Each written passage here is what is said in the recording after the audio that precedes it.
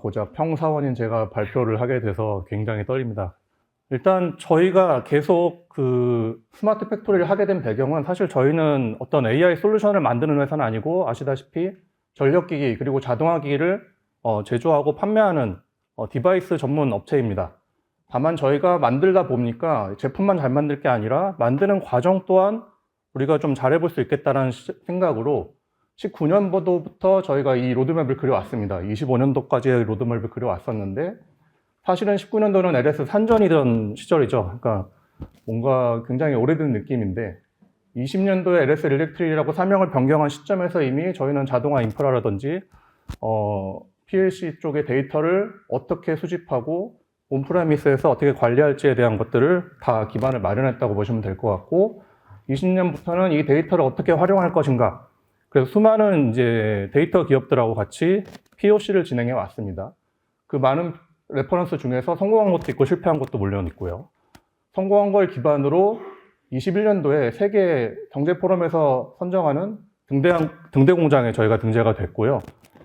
사실 등대 공장 등재가 저희 목표는 아니었습니다. 19년도에 시작할 때는 이거 ROI도 안 나오는데 이렇게까지 투자를 해야 되냐 이거를 어떤 저희들의 그 투자였죠.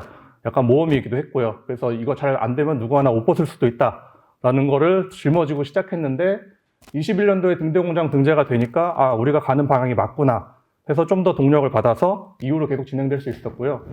25년도에 그럼 자율형 공장을 완성을 할 수 있겠다 하고 있었는데 22년도 말에 GPT-3가 오픈 베타로 딱 나오면서 완전히 이 AI 쪽에 메타가 바뀌어버리게 됩니다. 그래서 저희가 로드맵을 22년도 말에 뜯어 고쳤습니다. 그래서 25년으로 끝나지 않고 지금도 계속 가고 있다고 보시면 될 것 같습니다. 등대 공장을 살짝 말씀을 드려야 될 것 같은데요. 등대 공장은 뭐 어떤 인증이나 이런 것처럼 돈을 내고 뭐 컨설팅을 통해서 받는 건 아니고 우리가 등대 공장 등재하고 싶다 하면은 WEF에서 매년 스케줄을 주는 거에 지원만 하면 됩니다. 그러면은 심사 그리고 공장에 와서 투어하고 평가하고 문서 워크에 대한 거를 다 컨설팅해주는 일련의 비용이 하나도 안 들어갑니다. 그러니까 WF가 이렇게 자기된 돈을 들여서 가면서 이걸 선정하는 이유는 저희가 볼 때는 WF가 이 산업군에 대해서 거대한 방향성을 제시하고자 하고 그거를 모든 기업에다가 전파하긴 힘드니 자기네가 생각하기에 방향성이 일치한다라고 하는 기업을 선정해서 그 주변의 산업을 같이 좀 방향성을 맞춰보고자 하는 걸로 알고 있고요. 그 말인즉슨 등대공장이라고 우리 LS 일렉트릭 등대공장이니까 딴 데보다 나아요. 많이 사주세요가 아니라 저희가 어떤 다 같이 잘 되자라는 목적으로 주변 산단 그리고 나라까지도 어떤 모범 사례를 보이는 역할로서 가고 있다고 생각을 하고 있습니다. 지금까지는 비용 절감, 생산성 향상을 목적으로 저희가 계속 왔었는데 새로운 패러다임이 뭐 근 몇 년간 계속 나온 것은 탄소 발자국 추적, 아리백 같은 ESG적 가치들이 대두되기 시작했고요. 이런 것들은 비용 절감, 생산성 향상하고는 뭔가 방향이 다른 그래서 상충되는 가치로 좀 여겨지고 있었습니다. 다만 저희가 인프라도 되어 있고 등대 공장도 되어 있으니까 이런 것들을 최적화를 하든지 혹은 두 마리 토끼를 잡을 수 있기 위해서는 AI 기술이 필요하다. 데이터 기반에서 저희가 안 가본 새로운 가치가 나왔기 때문에 그래서 AI를 활용하는 목적으로 대두가 됐다고 보고 있습니다. 다만 그러면 이제 AI를 써야 되는데 어떻게 써야 될 것이냐 AI 하면 허와실이 굉장히 많아서 이걸 좀 짚고 넘어가고자 합니다. 제가 사실 개발자로 시작해서 지금은 전략 기획에 있습니다만 AI를 생각하는 사람마다 100명의 사람이 있으면 100가지의 AI에 대한 정의가 나오는 것 같아요. 그래서 그거 때문에 힘든 부분들을 좀 정리를 해봤습니다. 3가지 간극이 있는데요. 일단 데이터 해석의 간극, 기술 인식의 간극, 가치 인식의 간극. 데이터 해석의 간극은 데이터 사이언티스트, 그러니까 데이터 전문, 오늘 기업들로 많이 오셨지만 데이터 전문가들이 데이터를 바라보는 관점하고 현장 도메인 전문가들이 이 데이터를 쌓은 부분에 대해서 해석하는 관점이 크게 다릅니다. 데이터 전문가들이 데이터 샘플을 받아서 해석할 때 이 간극을 메우기 위해서 아시겠지만 인터뷰도 하고 한두 달 정도 아주 공격적으로 학습들을 많이 하러 오십니다. 그래서 그 과정을 피하고 싶으시면 이미 동종업계에서 레퍼런스를 한번 가진 AI 기업이랑 하시면 많이 알고 계실 거예요. 왜냐하면 이거 공부하지 않으면 데이터 해석 자체가 불가능하거든요. 근데 현장 전문가들은 또 데이터 사이언티스트들이 와서 막 물어보면은 그런 말을 합니다. 현장 하나도 모르는 것들이 와서 이상한 소리 한다. 근데 현장 전문가들은 또 데이터를 어떻게 쌓는지에 대해서 잘 모를 때가 많아요. 그 현장 전문가들이 데이터를 열심히 쌓아서 DB를 구축해 놨는데 데이터 사이언티스트들이 가서 보면은 엉망입니다. 이거 쓸 수 없는 데이터예요. 이거를 애초에 좀 메꾸지 않으면은 성공적인 AI를 적용하기 힘들다. 그리고 기술 인식의 간극은 AI라고 하면은 정의가 아까 피지컬 AI 말씀하실 때도 나왔지만 뭐 HI, AI 그리고 뭐 LLM, ML, 딥러닝 여러 가지들이 있는데 사실은 저는 룰 베이스 모델도 AI라고 보고 있거든요. 근데 룰 베이스나 단순 머신러닝 정도를 돌렸을 때 고객들 몇몇 분은 이게 무슨 AI나 AI는 뭐 GPT처럼 다 해야 되는 거 아니에요? 라고 말하는 경우도 있어요. 이 기술적인 간극을 레벨별로 이건 어떤 역할이고 어떤 게 더 좋고 이런 것들을 좀 이해를 하고 있어야 AI에 대해서 좀 진행을 원활히 할 수 있겠다라고 생각을 했고요. 마지막은 이제 AI 관련해서 뭔가 비즈니스를 시작하고 투자했을 때 가장 큰 벽일 수 있는 것 같은데요. 이 ROI가 나올 거냐. 그래서 AI를 도입을 하면은 뭐가 어떻게 좋아지는데 생산성은 얼만큼 늘고 분량은 얼만큼 줄고 돈을 얼만큼 투자를 예를 들어서 AI를 도입하려면 인프라부터 시작해서 설치하고 통신 네트워크 만들고 데이터 서버를 구축하고 그리고 AI 프로젝트를 진행해서 데이터 분석을 업체와 함께 진행하는데도 많게는 2억, 3억 더 들고요. 그리고 완료하고 나서도 클라우드 비용 들고 라이선스 구독 비용 연간 계속 빠져나가죠.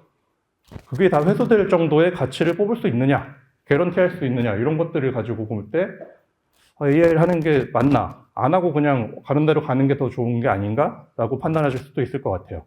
이 세 가지 간극을 줄여야지만 제조업에서 AI를 도입하는 데 의미가 있다라고 말씀드릴 수 있겠습니다. 예를 들면은 일단은 먼저 데이터 해석에 관계해서 자세히 말씀드릴 건데요. 흑백 요리사 많이 보셨겠지만 정확한 계량과 계측 그리고 시간 5분에 몇 분 넣고 꺼내고 이것도 1분 단위로 쪼개가지고 작업을 하는 파인 다이닝 요리사들이 데이터 사이언티스트적인 입장이라고 보면 될 것 같고요. 계량 계측도 없고 감으로 대충 눈대중으로 하지만 그 안에서 뭔가 맛을 내는 중식 요리사나 일반 대중 요리사들이 어떻게 보면 현장 도메인 전문가들이라고 볼 수 있겠습니다. 사실 장단점은 둘 다 있어요. 그래서 두 개가 융합이 되면 좋을 텐데 대중 요리사 분들이 데이터 활용 기술을 좀 배워서 자신들의 직관이나 경험치를 좀 기술적으로 만들던지 아니면 파인 다이닝 요리사들이 현장에서 좀 굴르면서 데이터의 특성도 이해하고 상관관계도 데이터에서 좀 넘어서서 좀 도메인 난리지를 기반으로 한 지식을 쌓는 것이 도움이 될 것 같다고 생각을 했고요. 그래서 저희는 이 두 가지를 다 하고 있습니다. 일단은 네트워크나 현장 IoT들에 대한 것들을 구축하고 관리하는 IT 팀이 따로 있고 이 팀이 이제 LSITC랑 좀 면밀하게 협업을 하고 있고요. 그리고 AX랩이라고 하는 데이터 사이언티스트들을 한 4, 5년 된 것 같아요. 그때부터 이제 영입을 해서 저희 아예 그냥 조직을 만들었습니다. 그래서 물론 이제 여러 유수의 AI 전문 기업들하고 같이 커뮤니케이션을 통해서 가시는 것도 방법이 될 수 있는데요. 일단은 저희가 이제 데이터가 보안 문제도 있고 저도 이제 힘이 없어서 천안 공장, 청주 공장, 부산 공장에서 이거 할 때마다 현장 분들하고 싸워야 돼요. 현장 분들이 이 데이터 못 준다. 그러면 정말 골치가 아프거든요. 그래서 AX랩이 있으면은 제 입장에서는 일하기가 좀 편해졌습니다.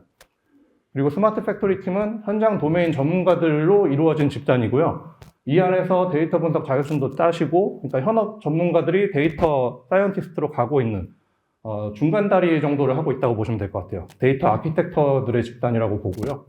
이런 거를 통해서 그동안 수많은 실패 사례들을 극복하고 좀 더 AI를 잘 활용할 수 있는 기반을 구축했다고 보시면 될 것 같습니다. 기술 이신식의 간극인데요. 지금 AI 하면은 핫해가지고 뉴스나 AI를 계속 말하는 것도 있고 이런 전시회도 한 3년 전부터는 모든 기업, 조그만 부품 만드는 기업도 현수막에는 뭔가 AI가 써 있어요. AI를 꼭 써야 합니다.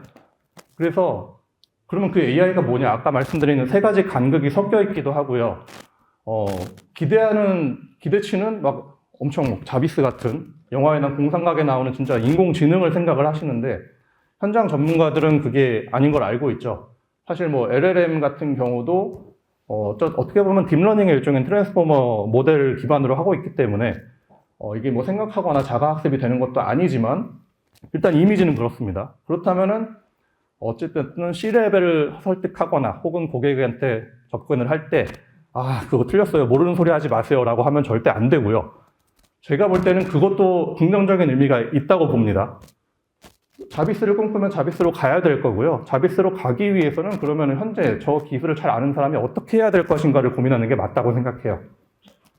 일단은 이런 그림자를 예시를 들었는데 빛을 잘 조명 각도를 조절하고 투사 거리를 잘 하고 하면은 너무 극대화되지 않는 선에서 현실적인 가치를 충분히 뽑아낼 수 있습니다. 다만 많은 트라이 앤 에러가 필요할 거고요. 그리고 요걸 하기 위해서는 많이 해봐야 됩니다. 그래서 POC 같은 경우는 많이 해보라고, 여유가 있으시면 많이 해보라고 저는 권장을 드립니다. 근데 만약에 실패를 담보로 한 POC를 할 여력이 없으시면 그 길을 먼저 간 사람들하고 얘기해보는 것도 방법이 될 수 있을 것 같습니다. 가치인식의 간극인데요. 일단 MBTI에서 너 T야 할 때 T가 누구고 F가 누굴지 좀 고민을 해보다가 저작권 문제가 있을지 모르겠습습니다만은 이런 인물들을 써봤습니다. T 같은 경우는 정량화된 수치를 기반으로 명확하게 판단을 내리고자 하는 가치를 중요하게 하는 경우고, F는 뭔가 수치로 보기는 힘든 가치들, 뭐 신념이라든지 올바름 이런 것들에 중점을 두고 있는 거라고 볼 수 있겠는데요. 다만 MBTI에서 말하는 F는 너무 감정적에 치우친 이런 것보다는 뭔가 전략적인 면으로 보는 게 맞을 것 같습니다. 저희가 어쨌든 아까 말씀드린 대로 요거를 얼마를 투자하면 얼만큼 우리가 이득을 볼 수 있는지를 볼 때 과연 이게 생산성은 그럼 얼만큼 늘어날 것이냐, 요거를 연간 라이선스랑 클라우드 비용을 낼 때 연간 그러면 회수되는 이득은 얼마냐를 따져봤을 때 이거는 그러면은 하나 마나한데 혹은 안 하는 게 나을 것 같은데 라는 가치 판단을 하기가 쉽습니다. 다만 이제 F적인 측면에서 보면은 그럼 모든 것이 정량화되어 있는가? 예를 들어서 일을 하던 사람들이 생산량은 그대로 있어요. 근데 이 사람이 막 야근까지 하고 굉장히 스트레스를 받으면서 번아웃 오기 직전에서 일하던 사람들이 뭐 챗봇 같은 거 하나 만들었더니 굉장히 편하게 일을 하게 됐다. 그러면은 숫자로는 사실 안 보이죠. 생산량도 그대로고 하는 일도 그대로지만 이 사람이 퇴사할 확률은 줄어들게 되겠죠. 근데 이런 것들이 정량화되어 있지는 않고요.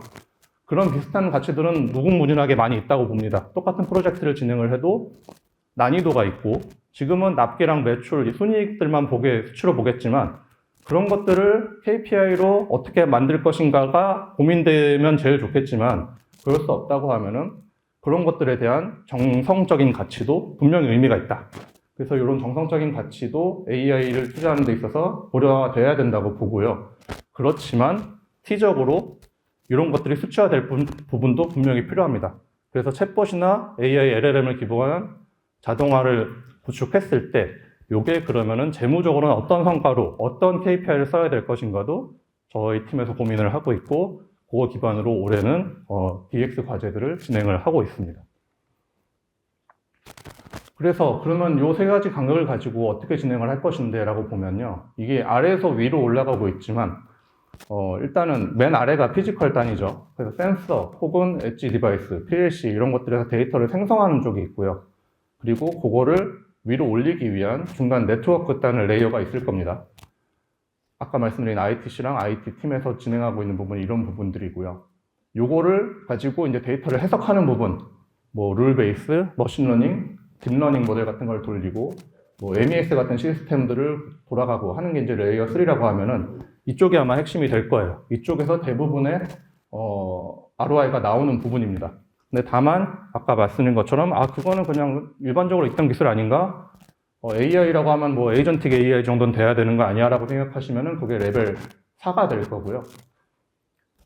그래서 레벨 4가 되려면은 여기서 사실 L3에서 L4로 바로 가는 부분도 있지만 여기서 필요한 것들은 비정형적인 데이터들이 많이 더 활용될 수 있게 됩니다. LLM이기 때문에 단순 노하우라든지 뭐 고장 지식, 그냥 회의록이라든지 이런 것들도 같이 활용될 수 있고, 그리고 L3에 있는 시스템들을 L4가 좀 컨트롤해서 펑션 콜을 통해서 뭐 제어도 가능하고 이런 인프라만 잘 돼 있다면 L4를 활용할 수 있는 방향은 더 커지게 됩니다. 그러면은 LS 일렉트릭에서는 어떻게 하고 있느냐? 여기 중에서 수많은 페일 사례들이 있지만 페일 사례들은 말씀을 안 드리고요. 성공 사례들 중에서도 그나마 좀 재미있는 것들로 좀 준비를 해봤습니다. 청주 공장이 지금 등대 공장으로 선정이 되어 있고요.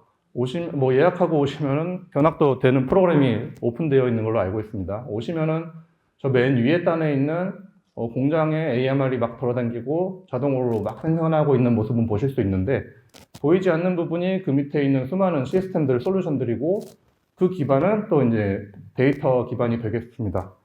그러면 저희가 보여드릴 거는 이 안에서 이제 그 위에서 도는 어플리케이션 세 가지고요. 에너지를 관리하는 것에 대한 부분, 그리고 생성형 AI 이미지, 그러니까 젠 AI 이미지를 현장에 적용한 사례. 사실 이 사례는 23년도에 현장에 적용이 돼서 이거 가지고 머신 비전 학회에서 상도 한번 받았었고요. 다만 이제 그거에서 더 어떻게 발전됐는가를 말씀을 드릴 거고, 그리고 3번은 디지털 트윈. 디지털 트윈이 항상 좀 약간 계륵 같은 존재라고 저는 생각을 해요. 이걸 왜 해야 되는가에 대한 부분을 저희는 왜 어떻게 활용을 했는지를 좀 말씀드리겠습니다. 일단 생산 에너지 관리는 샘스나 이런 공장 관리에서는 EMS 앞에 팩토리 붙여서 샘스, 빌딩이면 뱀스, 뭐 앞에 CT 붙이면 샘스 여러 가지가 있는데 저희는 이제 매니팩처링을 붙여서 맴스라고 붙인 게 있고요. 그러니까 결국엔 제조 라인에 생산 데이터가 MES 기반에서 저희가 데이터가 굉장히 미리세컨드 단위로 쪼개져서 올라오는 데이터들이 있고요. 요것들을 그냥 활용하다 하기보다는 에너지랑 좀 결합을 해보자. 왜냐하면 저희는 전력기기도 있고 자동화기기도 있기 때문에 전력 전문가들도 많이 있거든요. 그래서 이게 융합되는 건 저희 입장에서는 좀 쉬운 얘기였습니다. 다만 이게 전기쟁이들하고 소위 요 생산하시는 분들하고는 결이 많이 달라요.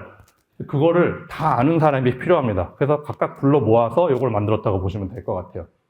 일단은 탄소 배출 관리할 때 그 제품당 탄소 발자국 추적을 할 때 지금 대부분 어떻게 하고 계시냐면은 전체 에너지 양에서 생산량으로 나눕니다. 그러면 이제 N방 해가지고 제품 하나당의 에너지가 대충 나오게 되는데 이게 한 제품을 한 공장에서 생산하면 말이 돼요. 근데 여러 가지 모델을 생산한다든지 혹은 한 라인에서 여러 가지 모델을 홀류 생산하는 경우에는 좀 문제가 있죠. 그래서 이런 것들을 정확하게 올리기 위해서 제안하는 게 정밀 원단위 에너지고요. 생산 관리하시는 분들은 아시겠지만 OEE라고 설비의 효율을 측정하는 지표가 있습니다. 여기에는 에너지가 전혀 없어요. 그 말인즉슨 뭐냐 하면은 생산량은 100으로 가고 있는데 이게 진짜 맞는 건지 에너지 측면에서 연비운전 개념이 없는 거예요. 저희는 무조건 때려 밟고 있는 겁니다. 그러다가 차가 고장나면 차를 새로 바꾸는 거고요. 근데 이걸 연비운전을 하게 되면은 생산력은 좀 줄 수 있겠지만 생산량에 대한 니즈가 타이트하지 않을 때는 에너지를 절감하고 설비를 조금 더 효율적으로 수명을 가져갈 수 있지 않을까 개념에서 이런 것이 필요하다고 생각한 부분이 OEM이고요. 그리고 생산 에너지 실적 관리는 아까 제품당 에너지가 정확하게 산출돼서 데이터베이스가 있으면 반대로 생산 계획이 딱 나오면은 이 모델이 뭐 1000대 생산되면은 에너지가 얼마가 필요할 거야를 예측할 수 있게 되죠. 그래서 에너지 경영 그 인증 같은 경우에서도 ENPA 같은 에너지에 대한 목표를 설정을 할 때 작년 기준 혹은 뭐 계절 기준 뭐 이런 식으로 해서 대충 정하는 게 맞거든요, 현재는. 근데 이렇게 되면 좀 더 정합성 있게 생산 계획에 맞춰서 에너지 계획을 세울 수 있다. 그리고 지금 말씀드린 이 모든 거는 사실 에너지하고 생산 데이터가 시계열로 일렬화 다 돼서 전철화가 돼 있다는 말입니다. 그렇기 때문에 데이터 사이언티스트에 딱 붙었을 때 그냥 쓰면 돼요. DB를 그냥 쓰면 예측 모델이든 회귀 모델이든 그냥 돌리면 됩니다. 전철화가 다 돼 있는 DB가 있는 거죠. 그렇다는 거는 아까 말씀드린 AX랩에서 뭔가 새로운 콘텐츠를 만들어내기에는 더 유리한 상황이 된다라고 보시면 될 것 같습니다. 아까 말씀드린 생산량 나누는 부분인데요. 이렇게 오른쪽에 있는 그림처럼 모델이 3개가 있는데 그냥 생산량이 같다고 보면은 나누면은 A 모델, B 모델, C 모델이 똑같은 에너지를 쓰는 걸로 나올 겁니다. 사실은 알고 봤더니 A 모델을 쓰는 데는 에너지가 엄청 많이 들고 C 모델이 생산될 때는 에너지를 조금 쓰더라. 이런 것들을 반영을 하려면 각 설비별로, 공정별로 계측기도 달아야 되지만 현재 이 설비에 어떤 제품이 지나가고 있는지 그런 것도 봐야 되고요. 이게 생산되고 맨 마지막 끝단에서 불량 처리가 났어요. 그러면은 한 번 더 돌릴 수도 있고 폐기할 수도 있죠. 그럴 경우에는 이건 생산 에너지가 아니라 손실 에너지로 봐야 될 것이고요. 그래서 정상적으로 생산에 들어간 에너지만 뽑아내겠다. 이게 NP라는 개념이고, 그리고 그거 설비도 이제 상태가 있습니다. 이게 대기 전력일 때가 있고요. 실제 생산할 때 드는 시간이 있고, 뭐 고장이 나서 혹은 뒷단에 뭔가 불량이 나서 정체돼 있어요. 그러면은 이게 다운 상태로 갔을 경우에도 또 구분을 해서 봐야 되고요. 이런 것들을 생산 NP에 포함시킬 것이냐, 아니면 로스로 포함시킬 것이냐도 사실 이제 이거는 공정별로 이제 도면별로 좀 다르긴 합니다만 구분할 필요가 있다. 그런 것들이 시스템화가 되어 있다고 보시면 될 것 같고요. 정상적으로 생산된 경우도 이제 모델별로 에너지가 생산하는 게 다를 경우에는 그것도 나라시 좀 뽑아낼 필요가 있는 것들이 다 포함된 게 MEMS라고 보시면 되겠습니다. 사례를 보시면은 일단 저희 라인에 적용이 되어 있고요. 모니터링을 해서 에너지가 뭘 많이 쓰는지 봤고, 그랬더니 대기 전력을 많이 쓰는 것 같고, 대기 전력 중에 뭘 많이 쓰더라.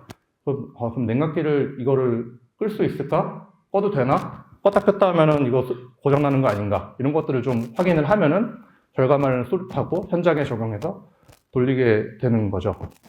이것들을 가지고 이제 밸런스의 현황을 보면은 요게 이제 비율이거든요. 한 공정의 에너지를 절반 가까이 쓰고 있는 공정을 이제 찾아낸 거고요. 그게 오늘만 그런 게 아니라 매일 그런 트렌드를 보이더라. 그걸 확인하고, 그러면 이게 절감을 할 만큼의 전력량이냐, 이게 뭐 수치는 얼만큼 되냐를 이제 쭉 테이블 통해서 확인을 할 수가 있고요. 이거를 절감을 해보자. 그러면은 문제가 뭔지를 이제 인사이트를 얻기 위해서 다시 한번 이제 설비를 보는 거죠. 설비를 한번 봤더니 이제 설비별로 아까 앞장표에서 말씀드렸던 그래프고요. 여기 대기 전력을 굉장히 많이 쓰더라. 그럼 대기 전력을 줄여야겠네. 그래서 이제 위의 흐름으로 이제 가는 겁니다. 절감을 수립해서 실제 이걸로 한 15% 정도 에너지를 절감을 했고요. 그러니까 MEMS는 절감을 개런티하는 시스템은 아니고요. 여러분들이 공정과 전력이 어떤 상관관계를 가지고 있는지를 안 보고 계시기 때문에 보여드리겠습니다. 인사이더라서 여러분이 제일 잘 아시니까 이걸 활용해서 절감을 수립하세요 라고 보시면 될 것 같습니다. 생성형 AI 이미지는 사실 머신 비전 쪽에서는 너무 일반화된 것들이 많이 있는데 일단은 머신 비전을 하려면은 이미지를 스캔하는 인프라는 당연히 있어야 될 것이고요. 그것을 가지고 이게 양품인지 불량품인지를 학습을 사전에 시킵니다. 그런데 양품하고 불량품하고 한 5대5로 데이터가 있으면 좋겠지만 그런 회사는 망해야 되겠죠. 불량이 50%나 되면 그 회사는 망해야 됩니다. 불량품이 잘 안 나오죠. 1%도 안 되는 게 불량품 이미지인데 이걸로 학습시키면은 새로운 불량이 나왔을 때 잡아내기 굉장히 힘들고 검출률도 좀 문제가 있습니다. 그래서 대부분 여기서 불량 이미지를 증강하는 방법들을 고민을 하시고, 이게 2022년도 때 저희가 고민했던 거는 그 마야 모델을 기반으로 한 3D 모델링이었어요. 그래서 제품 설계 3D CAD 가지고 실사와 똑같이 만들어서 하는 걸 해봤는데 그걸로 하니까 아무래도 현실과의 차이가 있고 작업도 너무 오래 걸리고 모델링 의뢰하는데 너무 돈이 많이 들더라고요. 근데 23년도에 이제 스테이블 디퓨전이라고 하는 생성형 이미지 모델이 좀 오픈이 많이 됐고, 마침 저희 회사에 그걸 가지고 이것저것 놀고 계시는 약간 오타쿠 같은 분이 계셔서 그분이 내가 해보니까 캐릭터도 막 바꾸고 옷도 바꾸고 할 수 있던데 이거 정상 제품도 불량 이미지로 바꿀 수 있는 거 아니야? 라는 데서 착안이 됐고요. 그렇게 해서 증강하는 거 가지고 양품 개선을 한 사례가 되겠습니다. 그래서 왼쪽이 3D 모델을 했던 거고요. 오른쪽에 4개가 생성형 이미지 툴을 사용해서 만든 거고요. 그래서 왼쪽 거는 좀 보면 3D적인 부분이 있기 때문에 과검이 많습니다. 이제 과검이라고 하면은 불량이 아닌데 불량으로 판정하는 거죠. 근데 오른쪽에 있는 것으로 했을 때는 과검은 아예 사라졌고요. 그리고 불량 검출률도 10% 이상 더 올라갔습니다. 그리고 가장 장점은 뭐냐면은 예전에 이런 것들 할 때 실제로 이미지를 생성하는 게 아니고 불량품을 그 현장 작업자들이 비슷하게 막 만들었어요. 막 망치로 찍고 벤치로 뜯고 해서 만들었는데 오래 걸리죠. 근데 요거는 3초에 한 장씩 나옵니다. 요게 이미지가 2448 곱하기 2048의 굉장히 고해상도 이미지인데요. 요게 3초에 한 번씩 나온다는 거는 돌려놓고 퇴근하면은 굉장히 다양한 형태의 고장이, 저희가 생각지도 못한 고장들이 엄청나게 많이 나옵니다. 그래서 정말 새로운 고장이 나왔을 때도 한 번도 본 적이 없는 고장인데 이걸로 잡아낸 사례도 있습니다. 이게 사실 머신비전 학회에서 상을 받았던 내용이 여기까지였고요. 그 다음은 뭐 하고 있냐면요. 저희가 이제 아까 같은 건 단순 찍힘이나 긁힘, 뭐 얼룩이 묻은 거 같은 거였는데 가끔 고장 중에서 커브가 아예 깨져가지고 안에가 보일 때가 있어요. 근데 아까 같은 경우는 아무리 학습을 해도 내부에 대한 모습을 모르니까 내부가 이상하게 만들어집니다. 알아서. 그래서 저희가 이제 학습을 시킬 때 정상 이미지랑 커버 제거한 이미지, 내부가 보이는 이미지를 두 개 다 학습을 시킨 다음에 적절한 프롬프트 엔지니어링을 하면은 커버가 벗겨진 고장에도 내부는 커버 제거 이미지를 바탕으로 해서 잘 만들어주는 요거를 가지고 현장 적용을 검토를 하고 있고요. 근데 다만 지금 현장에서 워낙 불량률이 많이 잡혀가지고 굳이 해야 되냐라는 거에서 좀 홀딩이 되어 있습니다. 그리고 이제 디지털 트윈인데요. 이게 디지털 트윈이 사실 그 약간 ROI가 명확하면서도 명확하지가 않습니다. 디지털 트윈 하면 뭐가 좋냐라고 하면은 일단 직관적인 인사이트, 그래프나 어떤 테이블 가지고 보는 것보다는 직관적으로 보는 게 더 직관적인 인사이트가 올라간다라는 것 정도. 그리고 시뮬레이션이 가능하다. 특히 뭐 물리 엔진이 적용되는 크레인의 속도라든지 이런 것들을 시뮬레이션 할 때는 굉장히 의미가 있고요. 동선이나 어떤 레이아웃에 대한 시뮬레이션, 어떤 최적 라인을 구성하기 위해서는 의미가 있을 수는 있어요. 근데 그런 것들도 그러면 얼마가 세이브 되는데, 이거 디지털 트윈 구축하는데 한 2억 드는데 그거 얼만큼 세이브 되냐라고 하면은 사실 좀 이것도 내러티브 ROI로 가는 영역이 있습니다. 그래서 저희가 한 거를 몇 개를 좀 보여드리면은 예, 지금 이거는 좀 가려지긴 했습니다만 어떤 편집 없이 저희가 실제 쓰고 있는 SMI라고 하는 스마트 매니팩처링 인사이트라고 하는 저희 디지털 트윈 솔루션이고요. 지금 한 라인에서 3가지 제품이 홀류 생산되고 있는 겁니다. 그래서 저 홀류 생산되고 있는 거에 설비를 들어가 보면은 각 제품이 지금 이건 시험 공정이고요. 오른쪽 아래 보시면은 위, 아래 사이로 제품 특성값이 들어가야 패스인 시험입니다. 이런 것들도 실시간으로 볼 수 있고 현재 제품이 어떤 건지도 볼 수 있고. 근데 여기 이제 AI가 적용된 부분이 하나 있어서 이거는 사실 디지털 트윈은 아니지만 말씀드리자면 저런 위, 아래 상한선에 대한 부분이 저희가 피드백 제어를 통해서 이 앞단 공정에서의 어떤 설정값이 뒷단에 영향을 미치거든요. 근데 시험 공정이 어쨌든 저 안에 들어가기만 하면 패스입니다만 어떤 경향을 보여서 쭉 올라갈 때가 있어요. 이러면 설정값을 잡아줘야 수정을 해야 되거든요. 그럼 예전에는 요거를 보고 장비를 멈추고 앞에 가서 파라미터를 바꾸고 갑니다. 근데 지금은 가는 추이를 보고 예측을 해서 앞에 파라미터를 자동으로 바꾸는 걸로 완전히 자동화가 되어 있고요. 그래서 사실 이 AI가 피지컬에서 돌고 있습니다만 막 열심히 뭘 하고 있어요. 근데 현장 가보면 사람이 없기 때문에 그냥 잘 가는구나. 그거를 저희는 요 SMI를 통해서 사무실에서 검토를 하고 있는 거죠. 그래서 여기서 문제가 발생하거나 요 밑에 보이는 조그만 게 불량 하나 난 건데 불량이 나긴 납니다만 전체적인 경향에 대한 것들은 자동으로 AI가 가고 있고 현장까지 굳이 가지 않아도 디지털 트윈 안에서 사무실에서 검토할 수 있다 라고 보시면 될 것 같고요. 그리고 요거는 예, 디지털 트윈 지금 구축된 거를 이제 투어 모드로 한번 보여드리겠습니다. 이게 청주 공장인데요. 와보시면 아마 이제 이렇게 들어오실 거고, 오른쪽에 있는 게 사무동, 왼쪽에 있는 게 공장동입니다. 요것도 지금 뭐 어떤 편집 없이 그냥 실제로 지금 SMI에서 보이고 있는 거고요. 시연을 하고 싶었습니다만 이게 온프레미스로 구현되어 있다 보니까 여기서 보여드릴 수 없어서 영상으로 됐다고 이해하시면 될 것 같습니다. 여기 쥐동 들어가면은 실제로는 사람이 좀 있습니다. 저희 반자동 라인도 있고 모든 게 풀 자동화는 아니기 때문에. 다만 저렇게 AMR이 돌아는 실제로 다니고 있고요. 요거는 어떤 보여드리기 위해서 만든 게 아니라 실제로 저렇게 돌아다니고 있는 겁니다. 그래서 AMR들이 물류 들어온 것부터 부품부터 투입하고 투입한 게 잘 만들어지면은 다시 빼서 포장 라인으로 가져오고 포장 라인에서 포장한 다음에 이제 외부 운송까지 가는 혹은 창고로 가는 것도 자동화가 되어 있습니다. 그리고 이 라인도 이제 한번 들어가 보면은 이게 디귿자 형태로 라인이 되어 있고요. 왼쪽에서부터 지금 이제 아시로 시작해서 점점 조립돼서 완성품이 쭉 되는 라인입니다.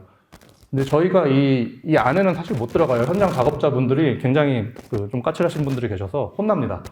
근데 여기서는 들어갈 수 있죠. 네, 마음껏 들어가고 기계 위에도 올라가고 할 수 있습니다. 그리고 아까 그 AMR 기업 같은 경우도 앞에 가리면은 AMR이 멈춰요. 피해갈 수도 있지만 잠깐 멈춥니다. 그러면 또 현장 작업자분들이 뭐하러 왔냐고 빨리 가야 되는데 하고 혼나거든요. 근데 여기서는 해도 괜찮습니다. 그냥 지나가거든요. 그래서 계속 말씀드린 게 현실에서는 안 되는데 여기서는 해도 돼. 요게 이제 디지털 튠의 중요한 포인트라고 생각을 해요. 그래서 요거는 사실 SMI는 아니고 아까 말씀드렸다시피 디지털 튠이란 거를 어떻게 하면 이제 가치를 뽑아낼 것인가를 가지고 공격적인 POC들을 많이 이제 솔루션 개발 업체에서도 제안을 많이 하거든요. 그래서 요거는 작년에 그 마이크로소프트하고 엔비디아하고 하노버 메스에서 요런 엔비디아의 옴니버스를 어떻게 레퍼런스를 뽑아낼 것인가라는 목적으로 무상 POC를 모집한 적이 있어요. 그래서 그거를 저희가 하게 됐고, 그거에서 이제 저희가 생각했던 거는 저희가 이제 V12를 생산을 할 때, 이게 VI, Vacuum Interrupter라고 해서 진공 차단 핵심 부품이 있거든요. 요거를 생산할 때 요 로 안에서 브레이징을 합니다.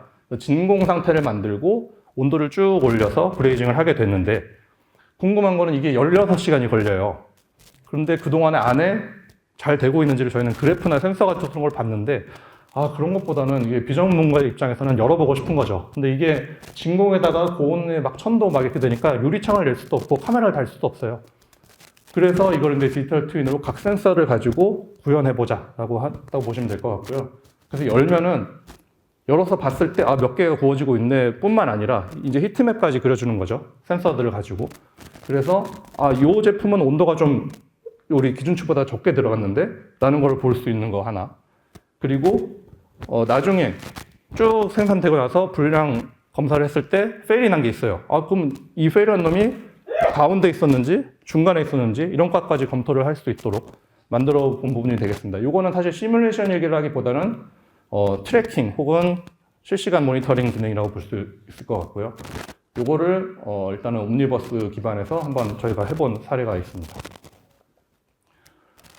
이제 스마트 팩토리의 현재까지를 말씀드렸고요. 미래를 말씀드릴 차례이긴 한데 현재를 그냥 정리하는 겁니다. 오징어 게임 서두에 말씀드린 것처럼 일단 한번 해봤기 때문에 요거를 기반으로 뭐가 나올지는 좀 예측을 할 수 있을 것 같고, 오징어 게임 보셨으면 알겠지만 새로운 게임이 또 나와요. 사실 그건 저희가 모릅니다. 기술도 계속 발전하고 있고 LLM도 계속 GPT가 좋았다가 제미나이가 좋았다가 계속 그러죠. 그러니까 저희가 AI 기업이 아니기 때문에 이런 트렌드를 계속 보면서 미래를 예측을 하고는 있지만 저가 이거를 미래를 말씀드릴 수는 없을 것 같고, 여러분들이 저희랑 같이 좀 많이 쓰면서 활용을 해보면서 정해야 될 것 같습니다. 그래서 목적이 명확해야 된다. 이게 AI 한번 써보자. 타이틀에 AI 한번 적용받기 위해서 하시는 거는 지양해야 된다는 입장이고요. 그리고 AI가 이게 도깨비 방망이는 아니다. 이게 챗봇 쓰고 LLM 쓴다고 해서 얘가 인공지능이 다 해결해 주는 게 아닙니다. 현장 도메인 전문가들의 룰베이스의 명확한 지식을 기반으로 무엇을 할 건지, 무엇을 할 수 있을 것인지를 명확히 파악하시고 진행하셔야 이게 의미 있는 프로젝트가 될 것이고요. 그리고 ROI가 안 나온다 하더라도 이게 ROI가 안 나와서 실패 사례가 아니다. 정량적으로 보이지 않는 분명히 정상적인 가치가 있고 그거에 대한 고민들을 충분히 하셨을 때 의미 있는 AI 프로젝트가 충분히 될 수 있다라고 말씀드릴 수 있겠습니다. 요건 시간이 있기 때문에 대충 넘어가겠습니다. 저희가 공장 같은 경우에 이제 3D 업종이라고 많이 생각을 해요. difficult, dirty, danger. 근데 요거를 저희가 이제 새로 생각한 거는 AI를 바탕으로 데이터 드리븐, 다크 팩토리, 그리고 DC 팩토리에서 DC는 다이렉트 커런트, 저희가 DC 차단기가 좀 좋아서 넣은 것도 있지만 일단은 디카보네이제이션도 의미를 하고 있습니다. 탈탄소. 그래서 똑같이 3D 업종이다, 공장은. 근데 AI를 가지고는 좀 새로운 3D 업종이 될 수 있다라고 좀 제안을 드리고자 한 거고요. 저희가 아까 등대공장 처음에 말씀드렸는데 일단 저희 수준으로 이미 돼 계신 분들도 있을 거고 아니면 저희 정도 수준이 되는 게 목표이신 분들도 있을 겁니다. 저희 정도 되는 수준이 목표이신 분들은 좀 많이 문의해 주시고 같이 협력하는 것도 방법일 것 같고요. 이미 이 너머로 가고 계신 분들은 많이 있을 것 같아요. 특히 AI 전문가 분들은 이미 너머가 뭐가 있는지를 알고 계신 분들도 많기 때문에 다양한 오늘 참석하시는 그 전문가분들하고 얘기를 통해서 미래에 대해서 좀 같이 얘기를 하시면 될 것 같고, 만약에 이 너머가 여러 가지 갈래가 있겠습니다만 LS 일렉트릭이 가는 길하고 좀 결이 맞는다. 그럼 저희랑 같이 협력하는 방법도 있을 수 있을 것이고, 혹은 쟤네는 어떻게 하고 있나, 저는 저렇게 가지 말아야지 라고 참고하시는 부분도 분명 의미가 있을 것 같습니다. 그래서 미래는 제가 만드는 게 아니라 여러분이 많이 써보시고 검토하시고 각자의 미래를 만들어 가셨으면 좋겠습니다. 이상입니다.